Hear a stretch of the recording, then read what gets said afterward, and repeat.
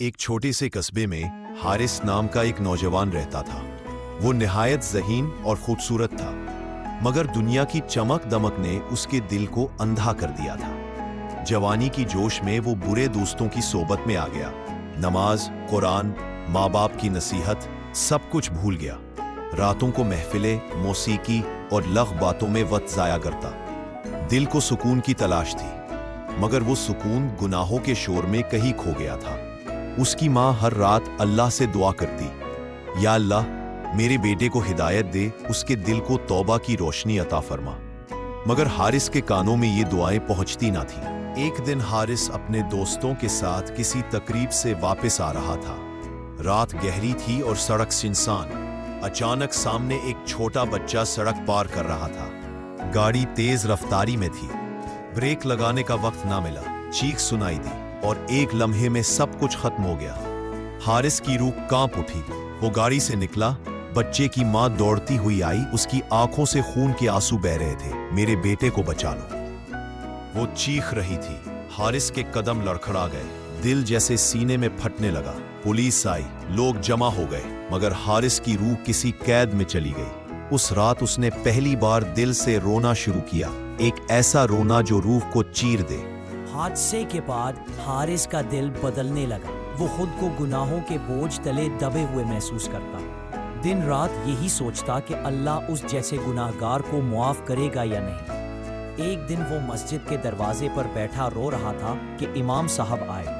उन्होंने नरमी से पूछा, बेटा क्यों रो रहे हो? हारिस ने लर्जती आवाज में कहा, मैंने जिंदगी में बहुत गलतियां की हैं। मैं नहीं जानता कि अल्लाह मुझे मुआफ करेगा या नहीं। इमाम साहब मुस्कुराए और बोले, बेटा अल्लाह की रहमत समंदर से भी ज्यादा वसी है।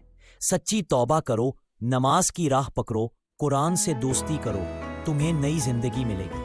वो अल्फाज हारिस के दिल में उतर गए। उसने वजू किया और बरसों बाद पहली बार सजदे में गिरा। उसके आंसू मिट्टी में जज्ब हो गए, मगर आसमान पर रहमत के दरवाजे खुल गए। इस दिन के बाद हारिस ने अपनी जिंदगी बदल डाली। उसने तमाम बुरे दोस्त छोड़ दिए और वक्त मस्जिद, मुताला और माँ की खिदमत में गुजारने लगा। उसने हादसे में मरने वाले बच्चे के वालिदैन से जाकर माफी मांगी। उनकी आंखों में भी आंसू थे, मगर उन्होंने कहा, अगर तुमने सच्चे दिल से तौबा कर ली है तो हम तुम्हें माफ करते हैं। ये सुनकर हारिस के दिल से जैसे बोझ हट गया।